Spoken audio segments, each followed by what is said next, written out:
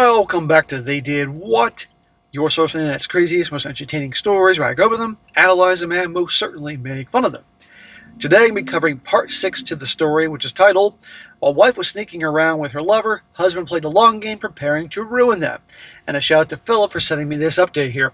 And guys, as a recap, this is the story I've been covering since September, about the husband and father and grandfather as well, late 50s, married a long time, 3 kids of his own, all in their 20s and 30s, and found out that his wife of all these years was cheating on him in the most weird way because it all started in a bar fight where her lover happened to be at the bar that he was with a bunch of friends and cold-cocked him, blindsided him with a punch, and started the whole thing with him figuring out that she was cheating. And as you recall, instead of just dealing with it initially, he did his homework. He took his time like a chessboard, putting all the pieces in the right place, and then he struck. And it's been a series of updates and everything like that, and of course, he's handling it like a boss. And where we ended off, it was around Thanksgiving. He survived Thanksgiving, the first big holidays. The kids are on his side. The wheels are turning towards a divorce. And here we are, and this is actually 2 updates, is what was going on before Christmas and things about the divorce, and now what's going on here. So he continues on saying, an update on mediation and good news so far. I apologize, folks. I've been working so hard to not have this whole thing in front and center of my life, and I completely forgot to update regarding the mediation. A few days after my last post, I set an outline for a post-divorce meeting. That it must be in my lawyer's office.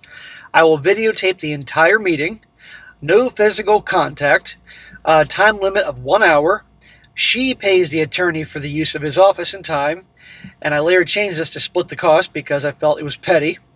No gaslighting or delaying, straight up question and answers on both sides. She is to submit her questions to me a week prior. No details I don't ask for, though I have more than I want right now. Well, you can see how the ball is in his court. He's dictating the terms of the mediation and how it's going to go. That's the way it should be. I would agree to a meeting with the above stipulations and provided we split everything 50-50, with each of us keeping our respective retirements. 0 alimony.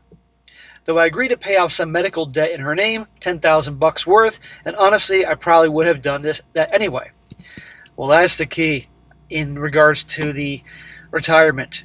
Yeah, she can keep hers, he can keep his. Hands down. And yes, no alimony. If he can pull both those off, given the situation, big win. Well, I signed off on it, and her attorney has stated that due to her new job, she'll not be able to meet with him until the week of Christmas. She is out of state training, and I have verified that. She has sent an email to her attorney, and was also sent to my attorney stating that she will sign. My attorney suggested not to push getting her to sign it via virtual signature, simply because it allows us to say, hey, she needed to talk with her lawyer face-to-face about this, so there's no misunderstanding, so that's where we are. Okay, this sounds pretty good so far. If we file it with the court that week or the week after, we can get on the docket for the 1st of February. The judge has a video hearing. We agree to the mediation, he or she signs off on that, and bingo, 30 days afterwards, we are divorced. Theoretically, we can have the meeting anytime after the judge rules that we are divorced. The 30 days thing is for paperwork clearing the court. At least this is what I understand to be the process.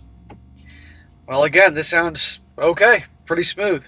But do things ever really go that smooth? I know you divorced folks are like, hell no. But this sounds all fine and dandy. But there's going to be some BS. That's just how it is. Some quick notes here. No, she is not out of the state with a fair partner. I verified by the brother-in-law. Yes, I'm open to suggestions to what to ask, but honestly, at this point, I don't know if I care. He means, I guess, obviously about her and the affair and all those other things. If he doesn't care, meaning he's reached a point of indifference, that's the best place to be. I have no idea about, but her BFF is divorcing her husband, claiming mental anguish. My sister found that out through a mutual acquaintance that is unfamiliar with my marriage issues. If you all recall, his now soon-to-be ex-wife's BFF, she's a big giant cheater too, and he informed her husband about the whole thing. I have no idea about the math teacher. The math teachers in their neighborhood, his wife's BFF was effing him too. Christmas, I will spend with my children without the soon-to-be ex. We agreed to that through my oldest child. Her decision, she told her mother. And last but not least, I am not dating. Well, good, dude. That's the last thing you need right now. I do not plan to date anytime soon. I'm enjoying rebuilding myself. So far, I've lost 15 pounds, added a little muscle, and I exercise every day. I live 3 days a week and walk 4. I'm reading and staying off the phone. I've distanced myself from a couple of friends and seem more interested in the affair drama than me recovering. I'm taking more cooking lessons, as I've always liked cooking, but it's another level when you take the time to learn. Right there, that whole paragraph, guys, that's awesome. That is the healthy way to begin the healing process and moving on. Exercise, the gym, resistance training to get yourself stronger, build some muscle. He's lost 15 pounds. That ain't easy when you get older. The older you are, the harder it is to drop the pounds. Metabolism slows down. Muscle mass is going to decline naturally. You don't have the ability like you used to when you're younger. And still he's lost 15 pounds. I mean, maybe he wasn't eating because he was stressed out. I don't know. Getting out there for walks in nature, breathing the fresh air, learning new things, cooking skills. This is a great positive way to move on. Most people, somewhat understandably at first, drown their sorrows away through the bottle or drugs or eating a lot of crap. And while I can get that initially, you can't do that. So this is awesome. He continues saying, I really screwed up staying as long as I did and holding on to it. He means the marriage. Don't do that. Get out, even if it's for a day or two. Think about what life is like without them around, but I'm doing it better. He also says here, she signed the paperwork today, so the lawyer, this is a little bit later, she signed the paperwork today, so the lawyer expects us to get a late January court date. They do them via Zoom, so we will not be in the same place. It should be a formality unless the judge throws a monkey wrench into things. After the hearing, we have to wait 30 days to be notified by the court that it is official. Man, this is quick. I'm guessing, obviously, if this was years ago and the kids were small, and there was dividing up who the kids live with and all these other things, I'm sure it would have dragged out longer, but good. Well, she came home Saturday from her training and spoke to my oldest child. From what I was told, it was a productive conversation as far as moving a little closer to repairing their relationship. Basically, my daughter told her that actions, not words, are what is needed right now, and the three of them are watching her.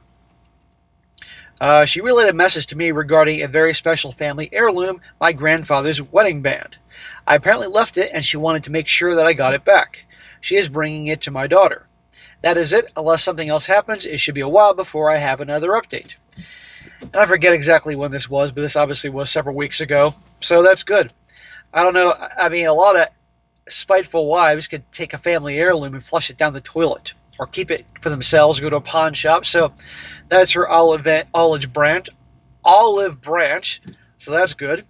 But then again, he should be careful that she's not trying to use that as a way to get into his good graces, and at the 11th hour try to get him to cancel the divorce. I wouldn't rule anything out.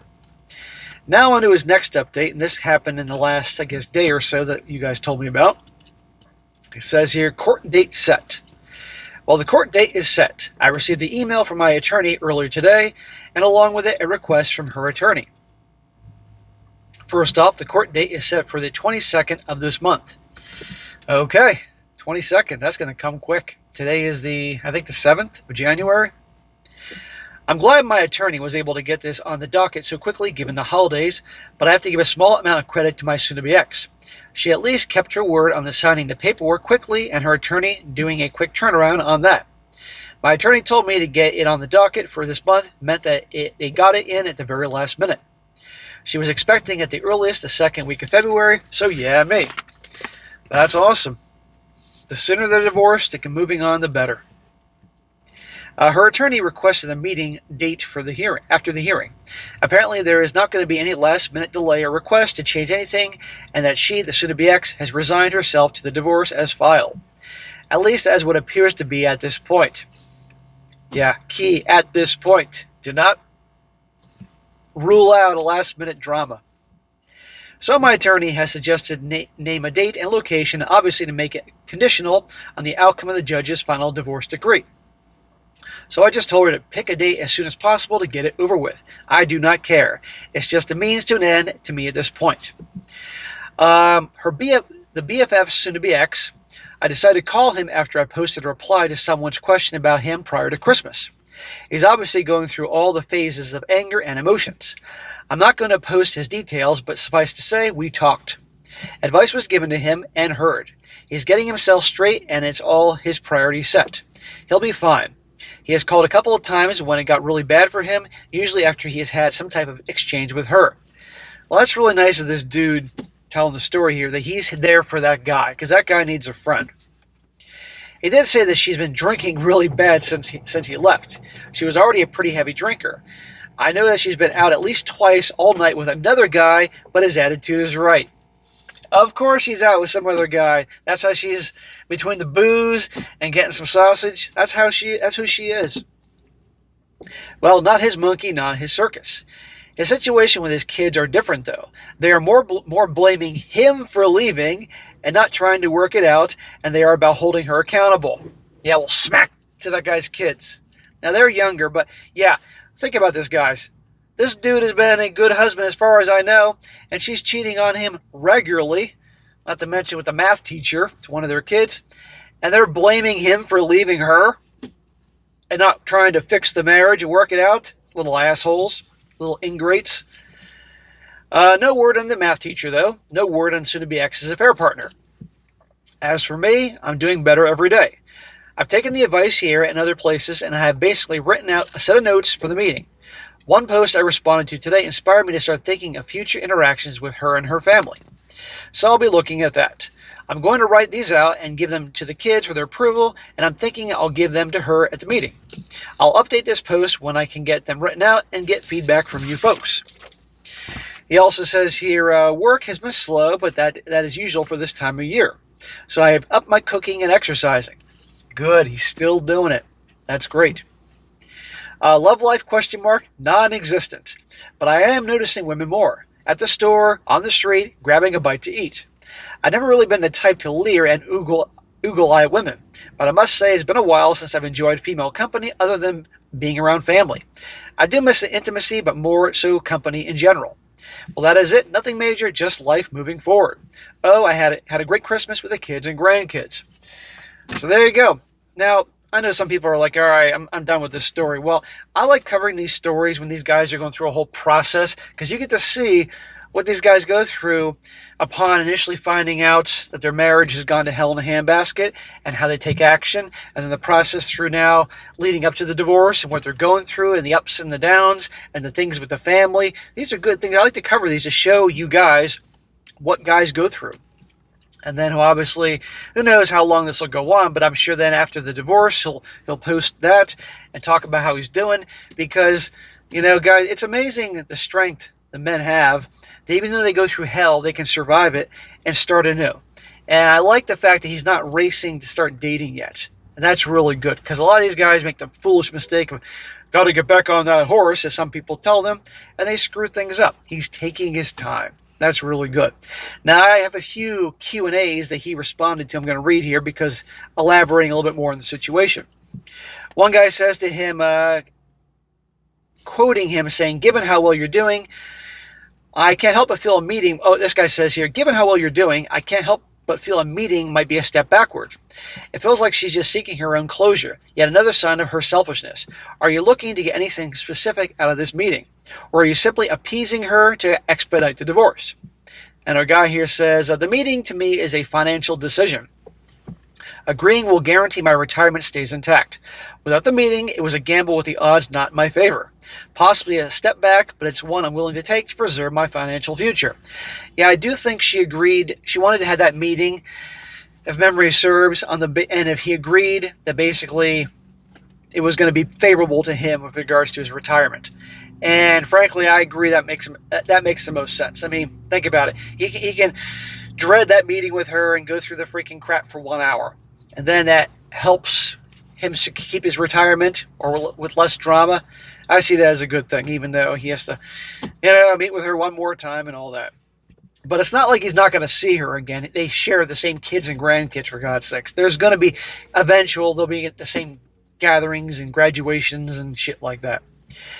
Another person says here, referring to the BFF's husband and the kids, quoting, they are blaming him for leaving and not trying to work out, other than they're holding her accountable. Do they know their mom was cheating with a math teacher? He could possibly give them a wake-up call by telling them that if they ever get cheated on, he'll be sure to take the cheater's side and advise them to stick around no matter how badly they've been betrayed or hurt. They need a clue badly. And our guy says here, I elaborate on that in another reply to him, but I believe the kids are more worried about her drinking at this point. He says it has gotten to the point that she now drinks until she falls asleep every night, according to the kids. Not his problem. She's the one destroying herself. She destroyed the marriage, and she's destroying herself. Not his fucking problem. Another one. Is she intentionally drinking to prove her mental anguish claim in the divorce proceedings? It's somewhat manipulative behavior from her end. Are the kids unaware that their mom is seeing other men? And he says, I can't really answer that. I mean, she's always drank heavily than I thought was sensible, but as to why she's drinking more, it'll be a guess on my part.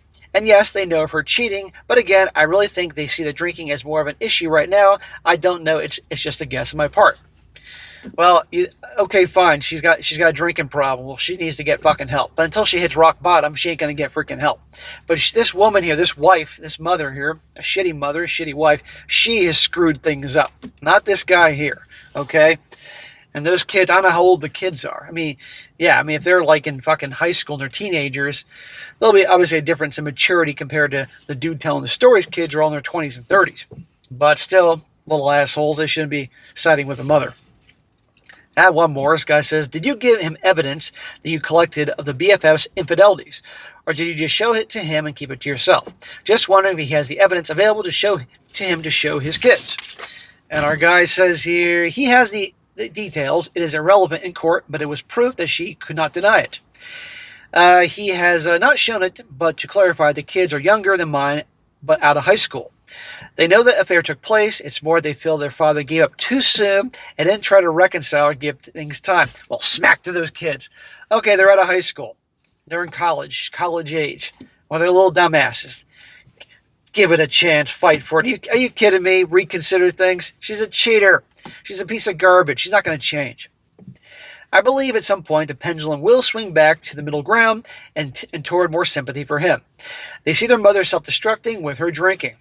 Well, these kids are assholes. This poor guy, not only is he dealing with the freaking wife and what she's done to him and all that and going through the divorce, now his kids are blaming him. Fuck them. This guy needs a good vacation. That guy and this dude telling the story here, they need to hang out more, be a support group for each other. And that guy needs my channel. So anyhow, but all right, guys, that is it for today. Be sure to comment down below. Let me know what you think about this. And again, if I see more updates on this guy's adventure and his story, I'll definitely cover it here. But we can all wish him the best. And be sure to like the video, share with your friends, and subscribe. I'll catch you next time.